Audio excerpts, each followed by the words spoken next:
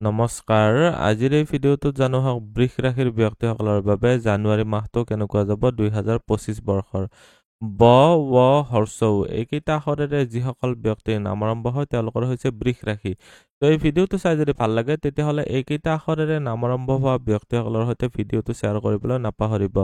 আজিৰ এই ভিডিঅ'টোত আমি স্বাস্থ্য, ধন উপাৰ্জন, ধন সঞ্চয়, চৰকাৰী চাকৰি, ব্যৱসায়, ভাগ্য, পিতা, ধৰ্ম বা গুৰুজনৰ ক্ষেত্ৰত কেনেকুৱা হ'ব, প্ৰেম প্ৰসংগ বা বৈবাহিক জীৱনত কেনেকুৱা হ'ব, সাধাৰণ শিক্ষা, উচ্চ শিক্ষা, এই সকলোবিলাক দিশ আজিৰ এই ভিডিঅ'টোত ভালদৰে আলোচনা কৰিম। চ' এই ভিডিঅ'টো শেষলৈকে চাই থাকিব।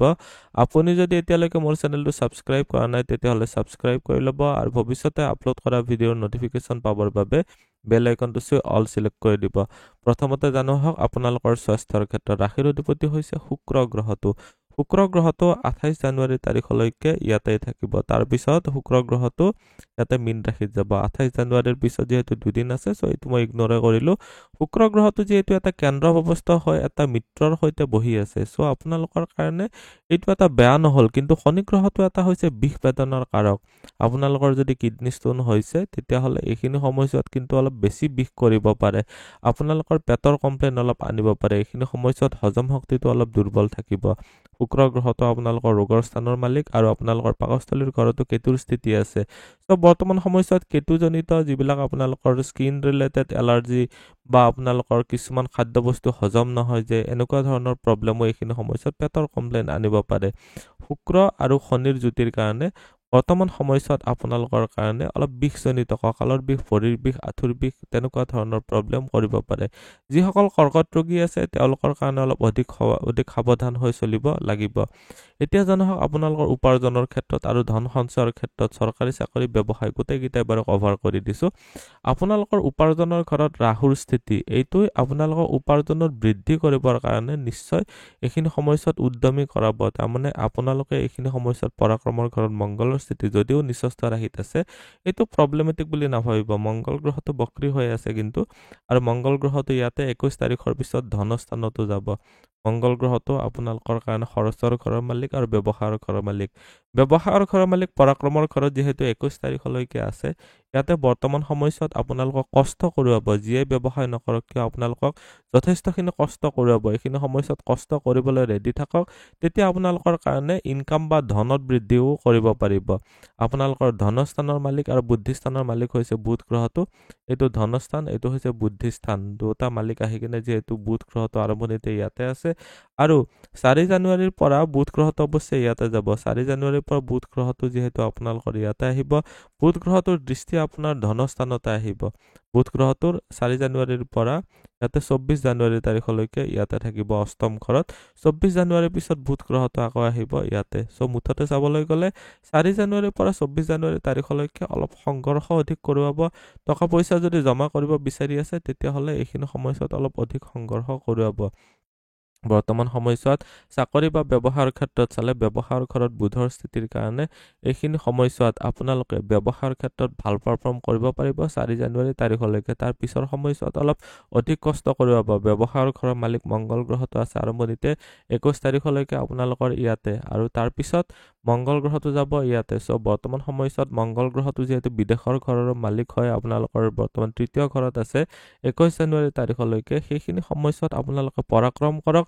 ব্যৱসায়ৰ ক্ষেত্ৰত যথেষ্টখিনি উন্নতি লাভ কৰিব পাৰিব। আপোনালোকৰ যদি চাকৰিৰ ঘৰটো চাওঁ, চাকৰিৰ ঘৰটো চোৱা যায় ইয়াৰ পৰা শুক্ৰ গ্ৰহটো শনি গ্ৰহটোৰ সৈতে যিহেতু কানেক্টেড হৈ আছে, বৰ্তমান প্ৰাইভেট ছেক্টৰত হ'লেও আপোনালোকক নিশ্চয় ছাকচেছ দিয়াব। বৰ্তমান সময়ছোৱাত চৰকাৰী চাকৰি প্ৰাপ্তিৰ ক্ষেত্ৰতো বেয়া নহয়, কিন্তু আপোনালোকৰ মে' মাহলৈকে অলপ ৰ'ব লাগিব। জানুৱাৰী মাহত অলপ চৰকাৰী চাকৰিৰ ক্ষেত্ৰত সম্ভাৱনাটো অলপ কম দেখা গৈছে। বৰ্তমান সময়ছোৱাত শনি গ্ৰহটোৰ স্থিতি যিহেতু দশম ঘৰত আছে, যি চাকৰি কৰি আছে তাতে কষ্ট কৰক। আপোনালোকৰ প্ৰমোশ্যন বা ইনক্ৰিমেণ্ট দুয়োটাই হ'ব পাৰে। এইখিনি সময়ছোৱাত আপোনালোকৰ কাৰণে ভাল দেখা গৈছে। শনি গ্ৰহটো আপোনালোকৰ কাৰণে ধৰ্মস্থানৰ মালিক আৰু কৰ্মস্থানৰো মালিক।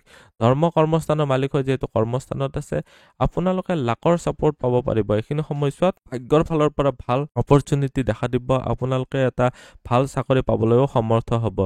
এতিয়া জানো আপোনালোকৰ ভাগ্য পিতা ধৰ্ম বা গুৰুজনৰ ক্ষেত্ৰত কেনেকুৱা হ'ব ভাগ্যস্থানৰ মালিক শনি গ্ৰহটো যিহেতু কৰ্মস্থানত বা সন্মান প্ৰাপ্তিৰ ঘৰত গৈছে এইখিনি সময়ছোৱাত আপোনালোকে গুৰুজনৰ সহায়তো সন্মানত বৃদ্ধি কৰিব পাৰিব এইখিনি সময়ছোৱাত শুক্ৰ গ্ৰহটোৰ স্থিতি যিহেতু আপোনালোকৰ ইয়াতে আছে আপোনালোকৰ কৰ্মস্থানতো আপোনালোকৰ প্ৰমোচনৰ যুগ দেখা গৈছে এইখিনি সময়ছোৱাত সন্মান প্ৰাপ্তিৰ যুগ দেখা গৈছে পিতা বা গুৰুজনৰ ফালৰ পৰা ছাপৰ্ট লাভ কৰিব পাৰিব কিন্তু পিতাৰ স্থানত 21 জানুৱাৰী তাৰিখলৈকে যিহেতু মংগলৰ দৃষ্টি আছে আপোনালোকৰ এইটো ঘৰত যিহেতু কেতুৰ দৃষ্টি আছে তো অলপ বিৰক্তি ভাৱ আহিব পাৰে খংৰাগত অলপ বৃদ্ধি হ'ব পাৰে ধৰ্মিক কৰ্মিক ক্ষেত্ৰত বেয়া নহয় এইখিনি সময়ছোৱাত ভাল ফল দেখা যাব কেতুৰ দৃষ্টি থকাৰ কাৰণে আৰু বৃহস্পতিৰো দৃষ্টি থকাৰ কাৰণে বৃহস্পতিৰ দৃষ্টিও ধৰ্ম কৰ্মৰ স্থানত বিশেষভাৱে ভাল হয় পিতা বা গুৰুজনৰ ফালৰ পৰা ছাপৰ্ট লাভ কৰিব পাৰিব কিন্তু এইখিনি সময়ছোৱাত ষ্ট্ৰিক্ট ডিসিপ্লিন মেইনটেইন কৰিব পাৰিব লাগিব এতিয়া দেখুৱাই দিছো আপোনালোকৰ প্ৰেম প্ৰসংগ বা বিবাহৰ ক্ষেত্ৰত লাভ ৰিলেশনশ্বিপৰ ঘৰত কেতুৰ স্থিতিটো হৈছে এটা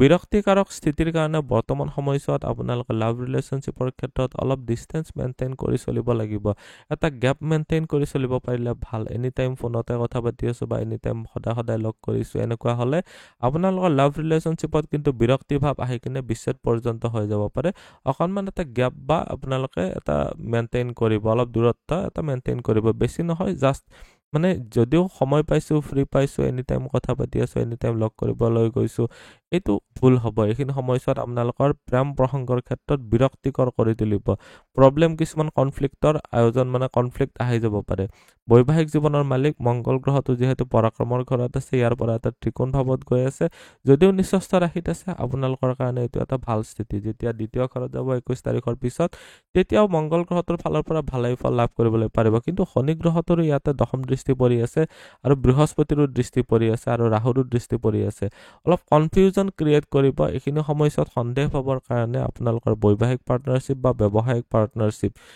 যতে আপোনালোকে পাৰ্টনাৰশ্বিপ শব্দটো আহি গৈছে তাতে আপোনালোকৰ অলপ হলেও আপোনালোকৰ কনফিউজন ক্ৰিয়েট কৰিব মনত কিছুমান নিগেটিভ থিংকিং বা আপোনালোকৰ সন্দেহ ভাৱ আহিব পাৰে অলপ সাৱধান হ'ব এইখিনি সময়ছোৱাত কিন্তু আপোনালোকে পাৰ্টনাৰশ্বিপত ব্যৱসায় কৰি আপোনালোকে লাভৱান্বিত হ'ব পাৰিব বৃহস্পতি ৰিলেটেড ক্ষেত্ৰত আপোনালোকৰ ভাল দেখা গৈছে বৃহস্পতি ৰিলেটেড ক্ষেত্ৰ বুলি ক'লে টিচিং লাইন বেংকিং সেক্টৰ সূতৰ ব্যৱসায় বা জুডিশিয়েল বিভাগত যদি আপোনালোকে কিবা সাৰ্ভিস প্ৰভাইড কৰি আছে নিজস্বভাৱে তেতিয়া হলে আপোনালোকৰ কাৰণে ভাল দেখা গৈছে এতিয়া জানো আপোনালোকৰ সাধন শিক্ষা আৰু উচ্চ শিক্ষাৰ ক্ষেত্ৰত সাধন শিক্ষাৰ ঘৰৰ মালিক হৈছে ৰবি ইয়াৰ পৰা অষ্টম ঘৰত আছে 14 তাৰিখলৈকে 14 তাৰিখৰ পিছত ৰবি আহিব ভাগ্যস্থানত কিন্তু এইটো ঘৰৰ পৰা অষ্টম ঘৰত যাব মুঠতে চাবলৈ গ'লে মিক্সড ৰিজাল্ট এইটো ঘৰত আপোনালোকৰ শনি গ্ৰহটোৰ দৃষ্টি আছে বৰ্তমান সময়ছোৱাত অলপ আপোনালোকে পঢ়িবলৈ টাইম টেবল বনাই পঢ়িব পাৰিলে বেছি ভাল হ'ব সময়বিলাক এনে আপোনালোকৰ অতিবাহিত হ'ব পাৰে এইখিনি সময়ছোৱাত তাৰে প্ৰতি অলপ লক্ষ্য ৰাখিব আপোনালোকৰ উচ্চ শিক্ষাৰ ঘৰত যেহেতু কেতুৰ স্থিতি আছে উচ্চ শিক্ষাৰ ঘৰৰ মালিক যেহেতু বুধ গ্ৰহটো হয় বুধ গ্ৰহটোৰ ফালৰ পৰা আপোনালোকে ভাল ফলে পাব কিন্তু অলপ সংঘৰ্ষ কৰিব হ'ব 4 জানুৱাৰীৰ পৰা আপোনালোকৰ 4 জানুৱাৰীৰ পৰা আৰম্ভ কৰি 24 জানুৱাৰী তাৰিখলৈকে এইখিনি সময়ছোৱাত আপোনালোকক অলপ সংঘৰ্ষ কৰিব কিন্তু সংঘৰ্ষ এইখিনি সময়ছোৱাত কৰোৱাটো দেখা গৈছে আপোনালোকে এইখিনি সময়ছোৱাত আপোনালোক অলপ সাৱধান হৈ চলিব পাৰিব লাগিব সো বৰ্তমান সময়ছোৱাত আপোনালোকৰ শিক্ষা দীক্ষাৰ ক্ষেত্ৰত চালে সাধন শিক্ষাৰ ঘৰটো অলপ ডিস্টাৰ্ব দেখা গৈছে উচ্চ শিক্ষাৰ ঘৰটো আপোনালোকৰ অলপ ব্ৰেক আহি যাব পাৰে সপোজ কেতিয়াবা ব্যাক এক্সাম যদি আপোনালোকৰ আছে এইখিনি সময়ছোৱাত অলপ অধিক কষ্ট কৰিব লাগিব আজিৰ এই ভিডিওটোত বৃষ ৰাশিৰ ব্যক্তিসকলৰ বাবে জানুৱাৰী মাহটো কেনেকুৱা যাব গোটেইখিনি জানিলো ভিডিওটো চাই কেনেকুৱা লাগিলে কমেন্টত নিশ্চয় জনাব আপুনিও যদি আপোনাৰ বিষয়ে জানিব বিচাৰে তেতিয়াহলে WhatsAppত কন্টাক্ট কৰিব পাৰে ধন্যবাদ